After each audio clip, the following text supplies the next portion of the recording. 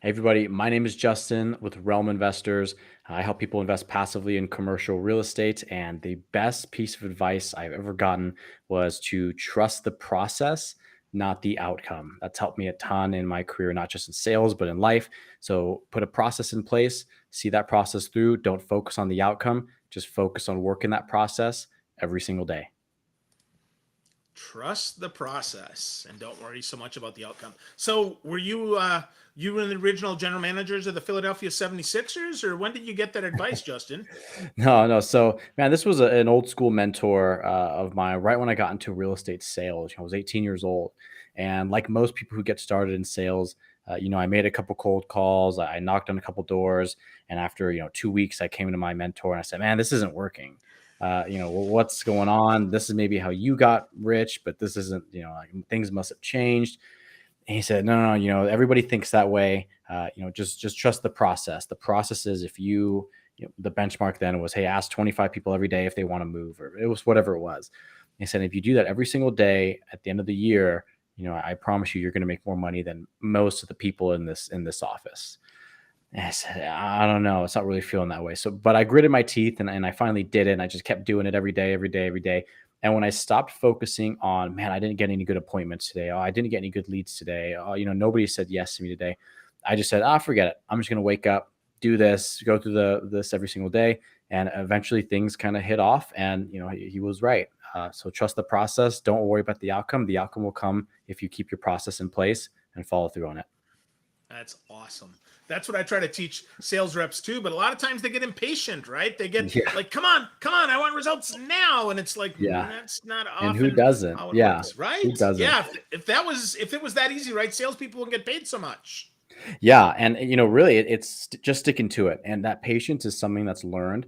I still don't really consider myself a patient man, but I'm working on it. And it's one of those things.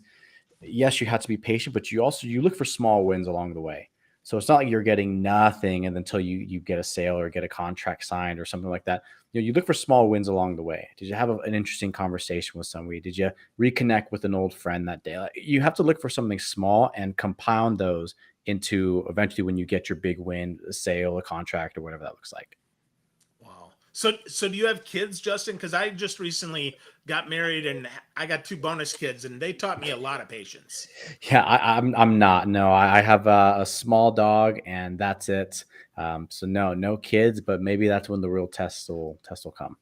Yeah, well, I think you have to be patient to have children. So Yeah, they force you to be. They're great teachers, man. yeah, So I'm grateful for that. So cool. So you talked about real estate. That's what you do. So with that at 18 though, that was your first gig, and you haven't really changed industries or what? yeah. So at 18, yeah, I sold real estate. Um, it really came out of looking at ways to avoid school, right? So my parents were very traditional at that time. That the best way to make money was to go to college, get a career like that, climb the corporate ladder. But both my parents, they really didn't like their jobs, and to be very honest, they didn't really make that much money. And so I was looking at that and saying, man, I don't want to not like my job. I don't want to make a little bit of money. I want to make a lot of money. I want to do it quickly. And I was looking into ways that I could do that. I'm 16, 17 years old, and I lived in the Bay Area, so very high ticket homes. You could do some napkin math and figure out, hey, a 2-3% commission on a $3 million home is quite the payday. And so, I went that route. When I was 17, I got my first job. I was an intern at a commercial real estate office. And then when I was 18, took my tests, passed that, and then just started selling homes. I don't sell homes anymore. For the past, about 4 years, I've been more on the ownership side in commercial real estate. So I help people invest passively in commercial real estate through like funds and syndications and other passive structures. But yeah, it's really been a real estate for a majority of my professional career. Outstanding. Cool. So who are some of your early mentors, whether either in person or folks that you saw or read about that really shaped Yeah. the way that you sell? Yeah. So I'm a really, really big Jordan Belfort guy. It's interesting. I mean, he's such an influential person in the space. His past is not so fantastic, right? But he has this really revolutionary way of selling, especially at the time. And I think it's finding who you relate to. especially now with social media being so widespread, with podcasts coming up. There's 1,001 sales influencers and gurus, and you can have the hard closers. You could have the guys who put their nose down and they'll knock on 1,000 doors. There's guys who say don't take no. ABC, always be closing. And I think Jordan was just kind of a fit for my style. It made sense. It wasn't really. I think he's a little bit opposite from like Grant Cardone, where Grant Cardone is sort of like a hey, outwork the problem. I think Jordan Belfort has more of a strategic way of going about sales. He's able to break down really in his book Way of the Wolf. I love that book. I think every sales professional should read that book. Really talking about the psychology of sales, what the real goal of a sale is. And he talks about certainty and increasing levels of certainty in different areas. So I just resonated with that style a lot more. And I just think it's more effective than some other people that I've heard from. But there's different styles out there for everybody. And there's a lot of sales people out there who are very good at what they do. They just kind of have their own unique way of doing it. Yeah, that's interesting. I have his book right here, interestingly enough, and Yeah. I'm about, I don't know, maybe 20 or 30 pages in. So give us one of the lessons that you took from this one that's Yeah. helped you. Yeah. So really, Jordan talks about sales is really about increasing certainty. Right. So if you have a product, and almost everybody, assuming you're selling a product that's actually good, right, where most people believe their product is really good, and let's say you're an insurance agent. If the prospect you're talking to is 100% sure that your policy would save them money with equal or better coverage, you'd be there when they needed you. They could call you, and if they need something, you'd pick up and you'd answer and you'd continue that support. And they were 100% sure all those things would come true. It's a it's a no brainer that they would purchase from you. I mean, it's a no brainer. Everything they're 100% sure.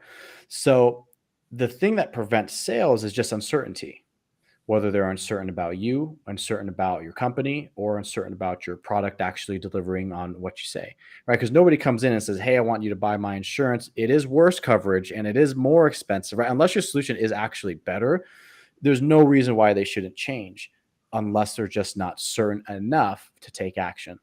So for us in the financial services industry, we have investments, and we might put an investment in front of somebody and say, hey, we're going to, give you a 20% average annual return over the next 3 years or 5 years. It's a phenomenal return. And if you were 100% sure that I would be able to do that, every single person would buy, every single person would invest. So everybody, the reason why they don't take action is there's a little bit of doubt there. And your goal as a salesperson is to remove that doubt and move them closer to being 100% sure, or sure enough that they're willing to purchase or change providers, or do something, take the action that you need. So that's really a big focus of the book. And he does it a lot better, right? And he breaks it down a lot better into different categories, but that's really the overarching method. Okay. Okay. So that's certain increasing the level of certainty. That makes Mhm. sense, right? Because sales is a confidence game.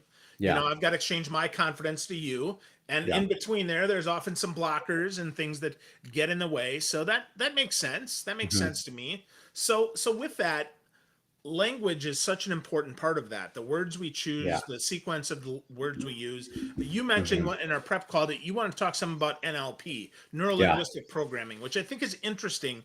And some people get that as, well, isn't that just manipulation? So talk to me about what NLP is, Justin.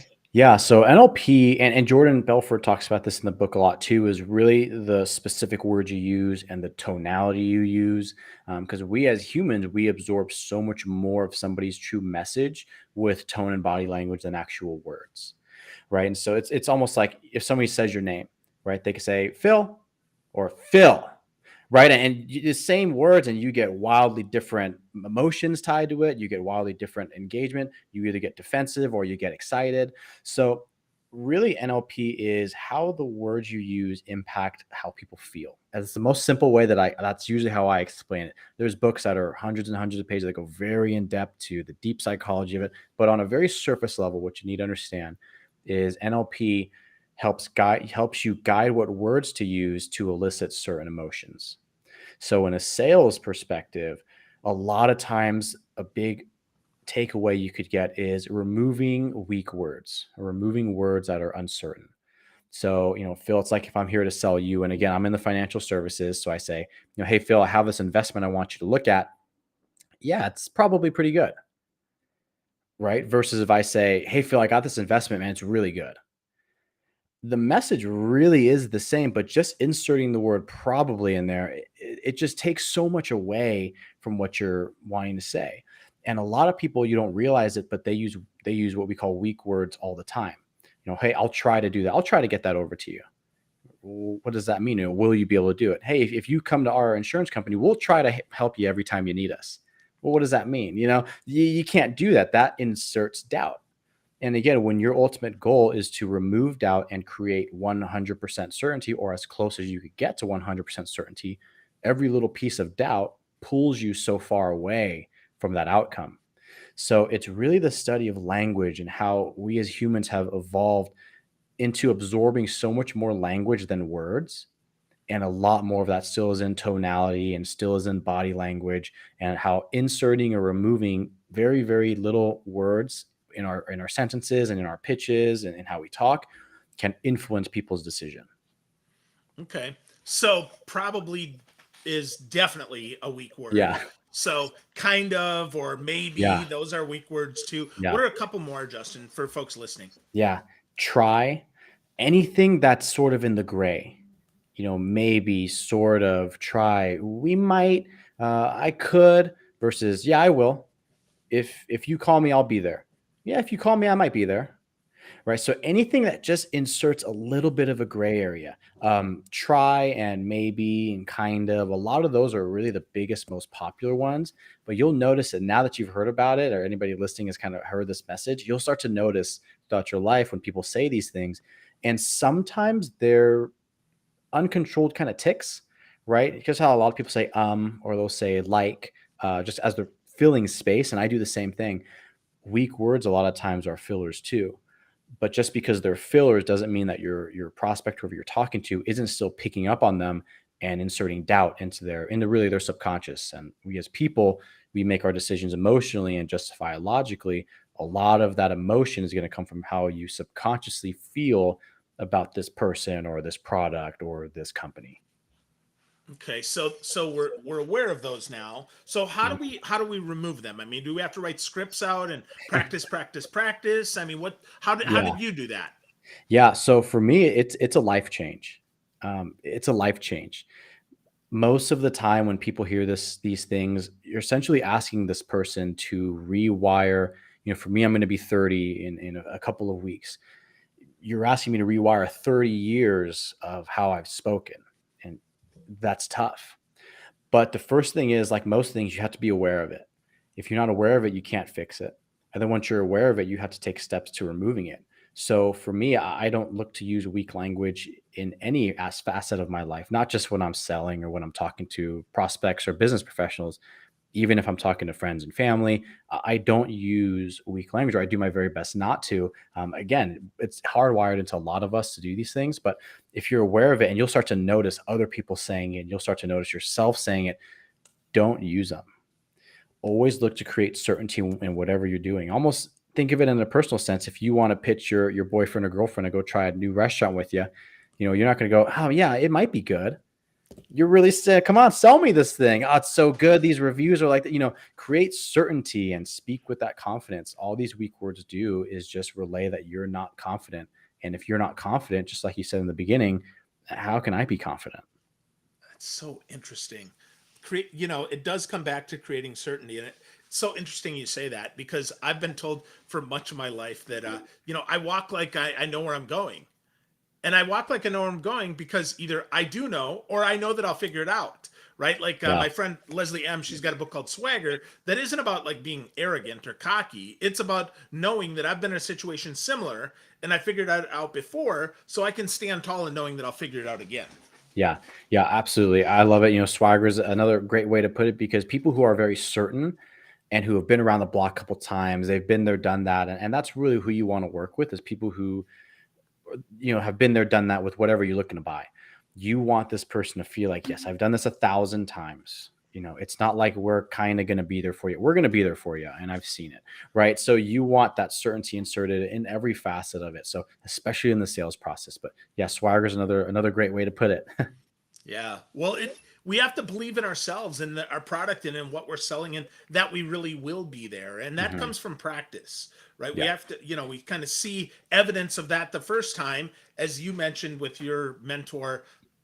You weren't sure at first, and Yeah. amazingly, that when that changed, when you just trusted the process, that helped Yeah. you a whole bunch. So what are some other ways that we can get more certain, so Mhm. that we can, in our whole life, that we can be more certain and more confident? Yeah, I would say be bought into things. So just like how my mentor, when he was selling me on sticking to the process, right? If he would have said, "Man, Justin, I think if you keep doing this, you'll make money," right? I think. Do you think or do you know? What does that mean? I can't go on that. I can't be fully bought in if you think this could maybe work. Yeah, if you do this, this will happen. And if he wasn't so certain in that, good chance I would have blown it off. So, Alfred, he doesn't know. He's established in his business. He has repeat customers. He doesn't know what it's like to get new customers. He doesn't know. But the fact that he was able to say, no, if you do this, you will get this. He instilled certainty in me to make it happen. So yes, a lot of times you practice, and a lot of this will come with experience. If you're like for me, again, financial services, the reason why I'm so confident about a lot of our products is because I've seen the results. If I've never had an investment before, or I've never invested in real estate myself, or I've never raised money for deals, I wouldn't be able to go to somebody like you and say, "Hey, Phil, we're going to double your money in 5 years." I might have to say, "Phil, man, the goal is to double your money in 5 years." You know, there's risk, and we could, right? And there's of course risk with a lot of these things, but when you've been there, done that, and you get more experience under your belt, and you practice and you learn, you educate yourself a lot, that's going to help you expedite the learning process here. Absolutely. Absolutely. Well, let's talk a little bit about that first sales job in the pitch Yeah. that you sent me. And by the way, I have to be clear. I don't usually take cold pitches. It wasn't. It was because we had a good connection there on our prep Yeah. call, right? So I don't like cold pitches. They don't usually work for me. But yours did. So with that, right? You said that you have a story of quitting your first sales job four Yeah. minutes before getting a call that led to a 60K commission. So let's talk Yeah. about that, Justin. Yeah. So it was that same role. Right. And it was my mentor telling me, no, you got to do this. You got to stick to it, and you're gonna make a lot of money here. And so I stuck with it, and I knocked the doors, and I made the calls, and I stood outside of the grocery stores with business cards. And as people came in, I talked to them, and I did that nonstop. And I did it day after day after day after day after day after day after day.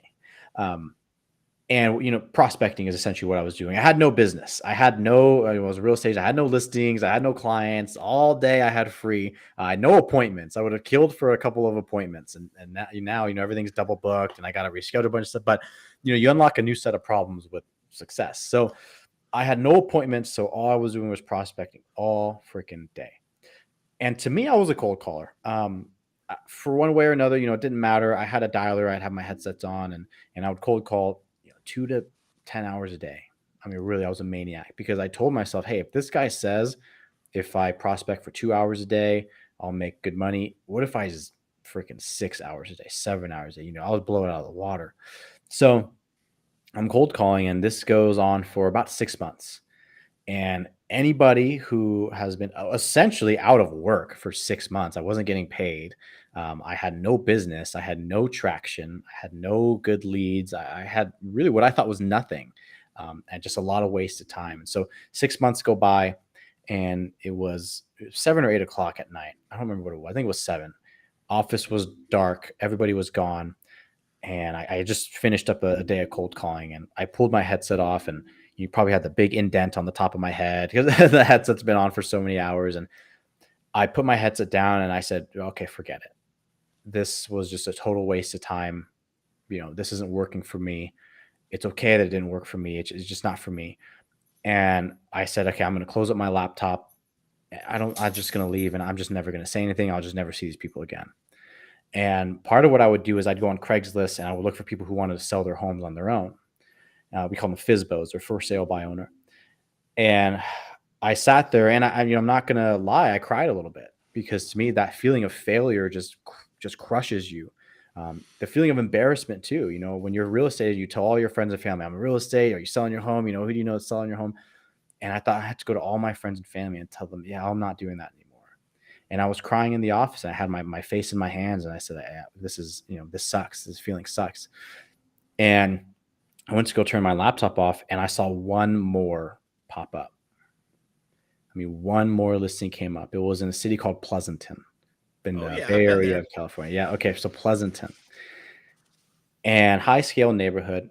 And I looked at that listing, and I said, "Forget it. One more time, and I'll never do this again." I've made hundreds, thousands, or whatever cold calls. One more, and I'll be done. I'll know for sure I left it all out on the field, and I'll be done. I called, and Phil, if you're making cold calls and you've told yourself this is the last one you'll ever make, and you're just ready to go home, how do you think that cold call goes? Whew, that I'm gonna live it all hang out, baby. Yeah, yeah, and it would, really, I kind of half-assed it, right? Because I said, "Forget it. This is the last one. Who cares?" And I'm almost hoping she doesn't pick up. This person doesn't pick up, and she does.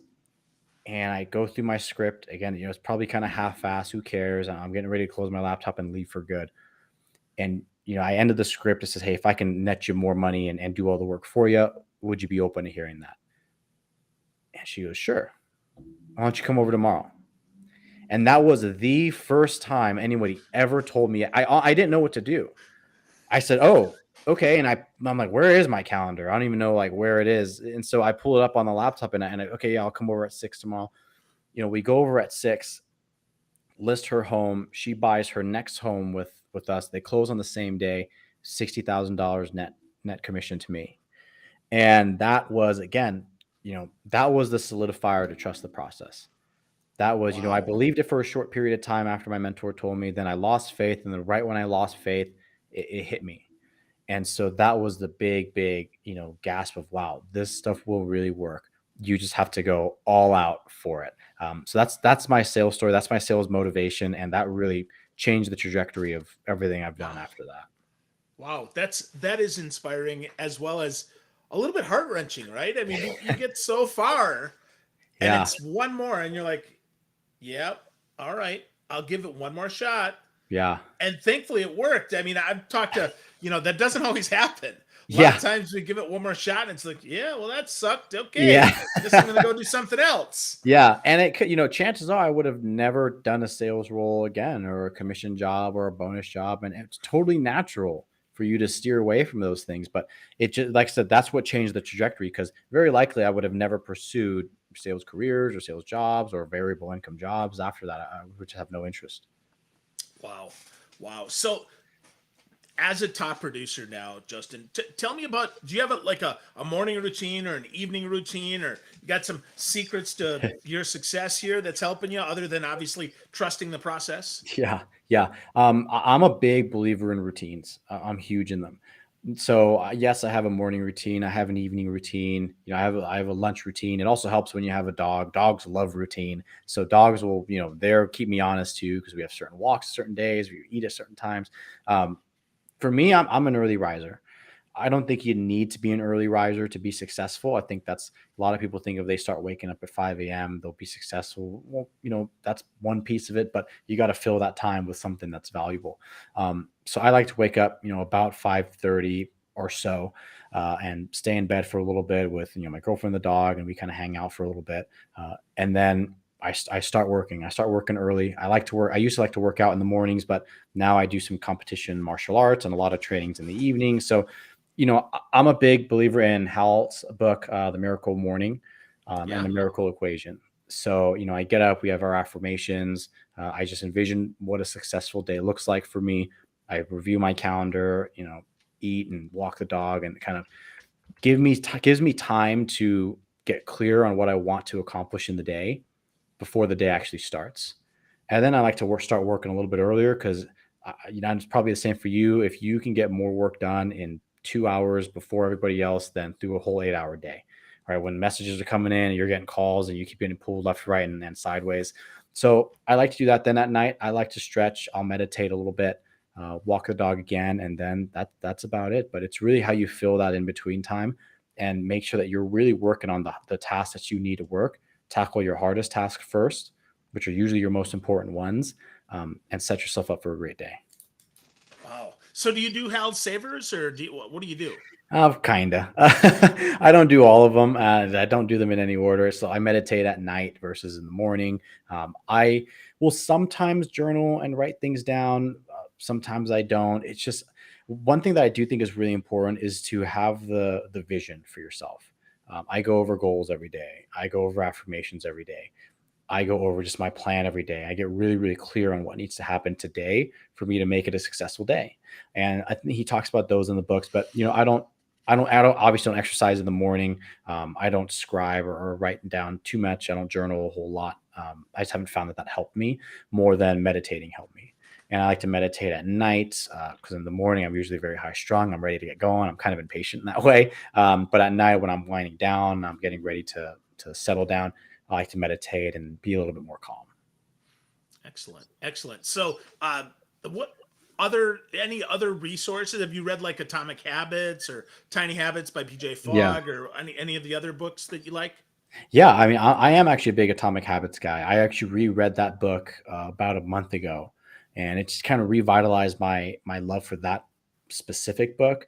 I think that's the better habits book than I've read. I've read maybe two or three others, but that one's really good because you start to realize how much of your day is done habitually. I think in the book they cite about 60% or a little bit more, which is a majority of your actions throughout the day are habits.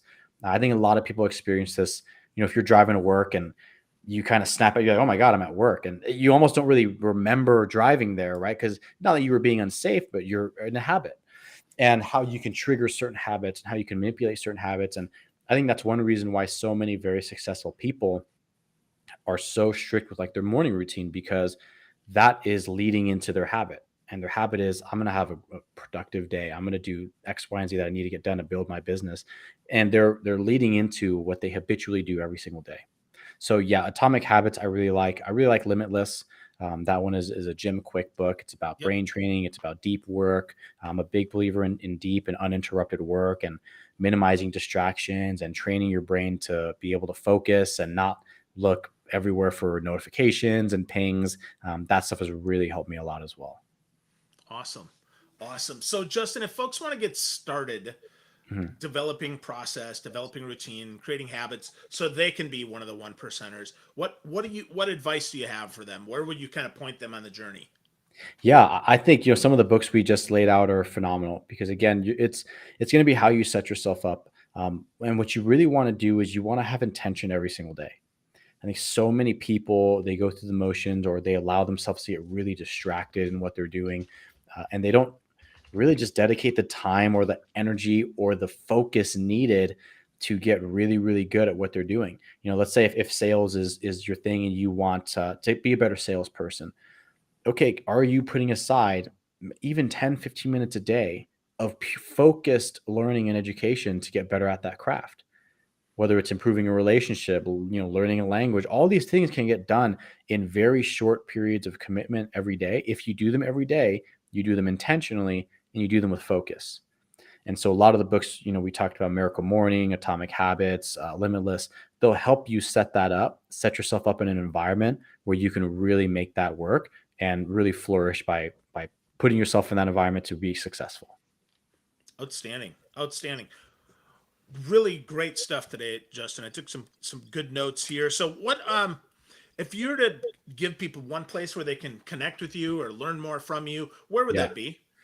Yeah. So, our company is called Realm Investors. The website is realminvestor.com. Realm Investors was taken, unfortunately. And we do all things passive investing in commercial real estate. So if you love real estate, that's your flair. I would love to connect with you. If you love sales, that's your flair. I'd still love to connect with you. Guys like me and you, we have these kind of shows because we love talking. So I love to talk to other people, meet other people.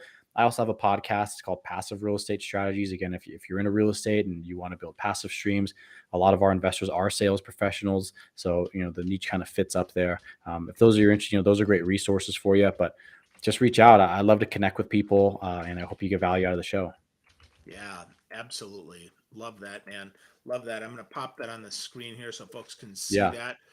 The passive real estate strategies with Justin Moy and his team there. Great stuff. And then a realminvestor.com to get to know Justin more. But get started, gang. Yeah. Fall in love with the process. Figure out what process that is. Find a mentor. Get going Mhm. on that. And then get headed in that direction. And don't worry so much about the outcome. Great advice today, Justin. Thanks so much.